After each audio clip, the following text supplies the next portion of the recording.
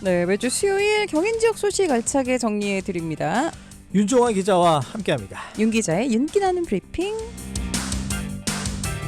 네, 오늘도 어김없이 스튜디오에 OBS 윤종환 기자 나와 있습니다. 안녕하십니까? 네, 안녕하세요. 네. 오늘 출국길이 좀 힘드셨죠? 비가 와서. 그래도 요즘 좀 더웠는데 좀 비가 좀 와서 약간 좀 시원한 감도 좀 있어서 잘 왔습니다. 네, 그러니까 더위가 빨리 좀 물러나야 할 것 같습니다. 네. 오늘 소식 민선 8기 김동연 경기도지사의 임기가 이제 절반을 돌아섰습니다. 임기 후반 중점 과제를 발표했는데 그중에 이게 있습니다. 주 4.5일제를 경기도에서 시범적으로 도입하겠다? 예, 그렇죠. 이 김동연 지사가 지난 14일에 옛 도지사 관사였던 수원 도담소에서 기자 간담회를 열고 사람 중심 경제, 휴먼 노믹스 실천을 위한 임기 후반기 중점 과제를 발표했습니다. 여기에서 기회, 돌봄, 기후, 평화 등 4개 경제 분야 신규 사업을 발표했는데요. 그중에서 눈에 띄는 것이 바로 기회 경제 분야의 노동시간 단축과 저출생 대책인 임금 삭감 없는 주 4.5일제입니다. 예. 주 5일제 전면 도입된 게 보니까 2011년이더라고요. 그러니까 한 14년 됐어요. 예. 근데 여기서 더 근로시간을 줄이겠다는 건데 이제 어떤 형태로 도입됩니까? 네, 내년부터 시범 사업으로 실시될 경기도식 주 4.5일제는 도내 민간기업 50곳과 도사나 공공기관 일부를 대상으로 합니다. 3가지 선택지가 있는데요. 첫 번째는 격주 주 4일제, 그러니까 한 주 건너서 금요일은 쉬는 형태고요. 쉽게 말하면 놀금이 생기는 거죠. 두 번째는 주 35시간제, 그러니까 하루 법정 근로시간이 8시간이니까 4.5일이면 35시간이잖아요. 이 평일 근무 시간을 유연하게 적용해서 일주일 동안 35시간을 근무하는 겁니다. 예를 들면 보통은 아침 9시 출근, 오후 6시 퇴근인데 출근 시간을 1시간 늦추거나 퇴근 시간을 1시간 단축하는 방식을 택할 수 있고요. 또 세 번째는 매주 금요일 반일 근무제가 있습니다. 이 3가지 가운데 한 가지를 노사 합의로 선택하면 근무시간 단축분에 대한 임금을 경기도가 지원하게 되고요. 이 사업에는 연간 100억 원이 투입될 예정입니다. 그렇군요. 근데 합의하기가 쉽지 않을 것 같은데 서로 의견들이 달라가지고. 근데 요즘에 또 탄력근무제라는 게 이미 많이 또 회사에서는 지금 적용이 되고 있기 때문에 그러니까 노노간, 노사가 아니라 노노간. 직원들 간. 어쨌든 요거는 조금 지켜봐야 할 것 같긴 합니다. 일단 경기도 공공기관은 김동연 지사 권한으로 주 4.5일제 도입을 한다라고 얘기를 한 거고 민간 기업에는 뭐 인센티브 주겠다 이런 것도 있는데 이게 진짜 방금 말한 대로 확산이 좀 가능할까요? 제도가? 일단 경기도가 시범 사업으로 가능한 범위에서 실시를 해보고 그 파급 효과가 나오면 이후에 여론의 반향을 이끌지 않을까 이렇게 생각을 해보는데요. 지금 정부는 주 52시간 유연 근무제를 추진하고 있습니다. 주 4.5일제가 전면 시행되려면 법정 노동시간이 줄어야 하는데 이 정부 방침과 배치되는 부분이라 쉽지는 않을 것 같고요. 일단은 경기도 차원의 실험이라고 봐야 할 것 같습니다. 이렇게 시범 사업해서 파급 효과를 보겠다라는 건데 아무래도 해외 사례가 좀 중요할 것 같습니다. 유럽의 경우에는 주 4일제가 시행되는 나라가 늘고 있는데요. 2015년에 아이슬란드가 세계 최초로 주 4일제를 시범 도입했습니다.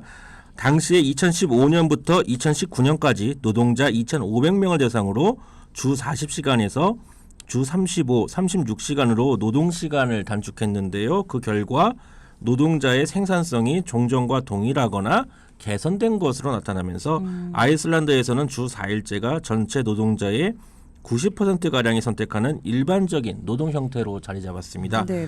벨기에의 경우에는 지난해 노동자의 선택으로 주 38시간, 주 4일제 근무가 가능하도록 노동법을 개정했고요. 스페인과 스코틀랜드에서도 주 4일제 시범 운영을 시작했습니다. 일본에서는 기업별로 자율적으로 주 4일제 도입을 하고 있습니다. 근데 저도 생각해보면 처음 일했을 때가 저는 5일 근무하고 토요일도 약간 반 정도 근무하는 형태로 사실 전 처음 시작을 했거든요. 근데 그 당시 생각해보면 주 5일제 도입할 때 사실 기업인들은 반발이 좀 있었습니다. 사회적인 논의가 좀 필요할 것 같은데요. 어떻게 보세요? 그렇죠. 이게 우리나라는 현재 5인 이상 기업에는 의무적으로 주 5일제가 도입되는데 이것도 사실 시범 도입부터 전면 시행까지 10년 가까운 이 시간이 소요됐습니다. 맞아요. 2002년 4월에 일부 정부 부처에 한해서 주 5일제가 시범 운영됐고요. 같은 해 7월 은행에서 공식적으로 주 5일제를 실시했습니다. 이어서 2년 뒤인 2004년 7월에는 1000명 이상의 모든 사업장에 주 5일제가 도입됐고요. 이듬해 2005년 7월에는 300명 이상의 사업장과 모든 정부 부처, 공기업, 군부대까지 주 5일제가 실시됐고 네. 이어서 2006년 7월에는 100인 이상 사업장, 2007년 7월에는 50명 이상, 그러다가 이제 2008년 7월에는 20명 이상, 2011년 7월에야 이제 5인 이상 사업장에 주 5일제가 적용됐으니까 예. 횟수로 보면 한 10년 정도 세월이 흘러서 주 5일제가 정착됐습니다. 그러니까 지금 윤 기자가 이제 5일제가 10년이 걸렸다고 말씀해 주셨는데 와 이거 정착까지는 꽤 오래 걸릴 것 같아요. 그러니까 경기도지사가 또 뭐 계속 가는 것도 아니고 바뀔 수도 그렇죠. 있고요. 예. 연속성에도 문제가 있을 것 같고 어떻게 보십니까? 뭐 일종의 테스트 베드라고 좀 봐야 될 것 같고요. 네네. 이 근로 시간을 단축해도 노동 생산성에는 악영향이 없는지 그리고 노동 환경이 악화되는 것은 없는지 살펴볼 수 있는 실험적 성격이라 이렇게 좀 봐야 할 것 같고요. 예. 만약에 시범 사업에서 주 4.5일제가 호응을 얻는다면 김동연 지사의 사람 중심 경제 정책에도 여론의 관심을 끌 수 있을 것으로 보입니다. 네. 확실히 또 요즘에는 또 워라밸이라는 거 좀 중요하게 네. 생각하는 근무자들도 많잖아요. 이런 부분에서 어떤 논의가 있을지 한번 지켜보겠습니다. 그런데 김동연 경기도지사는 차기 야권 대선 주자로도 꼽히고 있기 때문에 그만큼 현재 어떻게 지금 경기도를 운영하는지 이 도정평가가 중요할 것 같은데요. 도정평가 17개 광역단체장 중에서 좋은 여론조사 결과가 나왔습니다. 네, 그렇죠. 김동연 지사가 전국 17개 광역단체장 직무수행 평가에서 2개월 만에 다시 전체 1위를 기록했는데요. 예. 김 지사는 지난 5월 평가에서도 1위를 차지한 바 있습니다. 13일 여론조사기관 리얼미터가 발표한 7월 직무수행 긍정평가 조사 결과에 따르면 김 지사는 긍정평가가 지난달보다 4.7%포인트 오른 59.5%를 기록하며 전체 1위를 차지했습니다. 김 지사는 조사가 시작된 올해 3월 4위, 4월 2위, 5월 1위, 6월 3위 등 상위권을 지키고 있고요. 또 전국 17개 광역시도 주민생활 만족도 평가에서 경기도는 전월 66.3% 대비 1.0%포인트 상승한 67.3%를 기록하며 전체 3위를 기록했습니다. 이번 조사는 리얼미터가 유무선 ARS 방식으로 6월 27일부터 7월 1일 또 7월 27일부터 30일까지 전국 만 18세 이상 남녀 13,600명을 대상으로 실시했고요. 광역단체별 표본 오차는 95% 신뢰 수준에서 플러스 마이너스 3.5%포인트, 응답률은 2%입니다. 자세한 사항은 리얼미터 누리집에서 확인하시면 됩니다. 아니 이게 김동연 지사가 여론조사에서 높은 수혜를 기록했다는 건 뭐 일을 잘한다 이렇게 평가할 수 있을 것 같은데 최근에 전해철 전 의원을 경기도 도정자문위원장으로 위촉했습니다. 이거 좀 약간 어떤 의미인지 좀 궁금해요. 그렇죠. 이 경기도가 더불어민주당 이 친문계 좌장인 이 예. 전해철 전 국회의원을 정책 자문기구인 경기도정 자문위원장으로 위촉하는데요. 2022년 9월 1일 구성된 민선 8기 도정자문위원회 임기가 이번 달 31일로 종료됩니다. 이에 따라서 경기도는 이번 달 말에서 다음 달 초에 위원회를 새로 구성하면서 전해철 전 의원을 위원장으로 위촉합니다. 네. 아니 근데 이 경기도 도정자문위원회라는 게 정확히 어떤 일을 하는 곳이에요? 이 도정자문위원회는 도정 정책에 대한 진행 상황 점검과 개선 방안 재현, 신규 정책 기획과 전략 수립 등의 역할을 맡는데요. 간담회 토론회 등 다양한 소통 현장에도 참석해서 의견을 개진하는 등 형식적인 자문에 머물지 않고 실질적인 자문 기능을 하게 됩니다. 네. 그러면 전해철 전 의원이 김동연 지사의 멘토 역할을 한다 이렇게 볼 수 있겠네요. 예, 우선 이 전해철 전 의원이 김동연 지사와 친노 친문계 인사 간 가교 역할을 할 것으로 보이고요.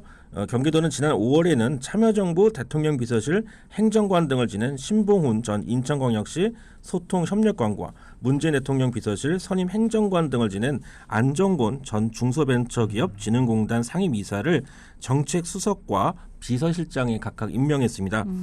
또 지난달 초엔 강민석 문재인 정부 청와대 대변인을 경기도 대변인에 임명하는 등 친노, 친문 인사의 영입에 속도를 내고 있습니다. 네, 그렇다면 김동연 지사가 지금 비명계 구심점으로 떠오르고 있다. 뭐 이렇게도 한번 볼 수 있는 거겠네요. 그러니까 정치권에서는 이재명 더불어민주당 대표의 일극 체제 속에서 김동연 지사가 비명계 주자로 자리매김하는 건 아니냐 이런 관측도 내놓고 있는데요. 네. 여기에 좀 변수가 떠오르긴 했죠. 바로 김경수 전 경남지사가 이번 광복절 특사에서 복권되면서 다시금 정치 활동이 가능해졌는데요. 김경수 전 경남지사의 행보 역시 주목됩니다. 아직은 복권된 지 얼마 되지 않아서 눈에 띄는 활동은 안 하고 있는데 김동연 지사도 SNS를 통해서 이 김경수 전 지사의 복권에 대해 환영 입장을 밝혔습니다. 지금 당내에서는 이재명 대표가 압도적인 득표율 80% 중반대의 지지로 당대표 연임이 됐고 네. 최고위원도 김민석 의원의 경우에는 이재명 대표가 표가 잘 안 나온다는 이 걱정스러운 발언을 한 이후에 득표율이 급상승하면서 수석 최고위원으로 당선되는 등 민주당 내 친명계의 영향력은 절대적인 수준입니다. 예. 다만 현재는 시나리오이긴 하지만 이르면 10월에 이재명 대표의 선거법 위반 혐의 등에 대한 1심 선고가 있는데 사법 리스크가 현실화한다면 비명계가 반전을 모색할 수도 있겠죠. 이런 상황 속에서 김동연 지사가 어떤 정치적 카드를 꺼낼지 계속 지켜봐야겠습니다. 예, 알겠습니다. 다른 주제 하나 좀 보겠습니다. 네네. 그 인천 청라 국제도시 그 신도시 아파트에서 전기차 화재 있었잖아요. 네네. 잇따라서 전기차 화재 관련해서 많은 사고가 있었는데 경기도 의회에서 관련 조례들을 준비하고 있다고요. 네, 이상원 경기도 의원이 경기도 환경 친화적 자동차 전용 주차구역의 화재 예방 및 안전시설 지원에 관한 조례안을 입법 예고했습니다. 조례안은 도지사가 충전시설의 현황 및 실태조사, 전용 주차구역의 화재 예방 및 안전시설 지원 방안, 전용 주차구역의 화재 진압장비 활용 및 대응 방안 등을 수립하도록 규정했습니다. 특히 효과적인 화재 예방과 대응을 위해서 도지사가 각 시설의 관계인에게 5개 또는 외기에 개방된 지상 주차장의 충전시설 및 전용 주차구역의 설치, 또 충전시설 및 전용 주차구역을 지하 주차장에 설치하는 경우에는 주차장 진출입로 인근 등 외부에 가까운 구역에 설치하도록 권고할 수 있도록 했습니다. 네, 이번에 전기차 화재 사고 관련해서 많은 지금 움직임들이 있는데 일단 학교를 전기차 충전 시설 설치 의무 구역에서 제외하는 방안, 이것도 지금 추진되고 있다고요? 예, 그렇죠. 2022년부터 시행된 친환경 자동차법을 보면 100세대 이상 아파트나 50년 이상 주차장은 전기차 충전 시설 의무 설치 대상이 있는데요. 예. 우선 경기도교육청이 이 같은 법령이 현실에 맞지 않고 학생 안전에 위협적이라면서 학교 내에 관련 충전시설 설치 공사 중단을 선언했습니다. 관련 조례안도 경기도 의회에서 재추진되는데요. 지난 4월 입법 예고됐지만 상임위 상정이 보류됐었는데 재상정을 추진합니다. 조례안은 학교와 유치원을 전기차 충전시설 설치 의무 구역에서 제외하도록 했는데요. 안광률 경기도의회 교육기획위원회 위원장이 대표 발의했습니다. 소관 상임위원회는 미래과학협력위원회인데 안광률 위원장이 해당 상임위원장인 이재영 의원 또 양당 대표의원을 만나서 조례안 상정을 위한 설득 작업을 벌이기로 했습니다.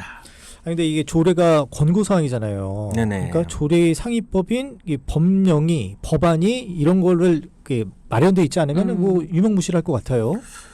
그렇죠. 이 전기차를 지하에 주차하지 말고 지상으로 주차하라는 조례안이 통과되더라도 어디까지나 이 권고 수준에 그칩니다. 예. 또 요즘 새로 지은 아파트는 지상에 주차 공간이 아예 없는 경우도 많은데요. 예. 실제로 지상에 새로운 전기차 충전 시설을 만든다는 게 현실성이 좀 떨어질 수밖에 없는데 근본적인 해법은 전기차에 사용하는 배터리의 안정성을 확보하고 또 관련 소방 시설을 확충하고 또 보완하는 방안이 아닐까 좀 생각이 듭니다. 예. 무작정 전기차를 지하에 주차하지 말라고 하는 것은 임시 방편이고 또 강제성도 없고 주민 간 갈등도 유발할 수 있기 때문에 전기차와 배터리의 안정성을 확보할 수 있는 정부 차원의 대책이 시급해 보입니다. 네, 조금 발빠른 대책이 시급해 보입니다. 오늘도 윤기나는 브리핑 함께했고요. 지금까지 OBS 윤종아 기자 함께했습니다. 고맙습니다. 네, 고맙습니다. 네, 감사합니다.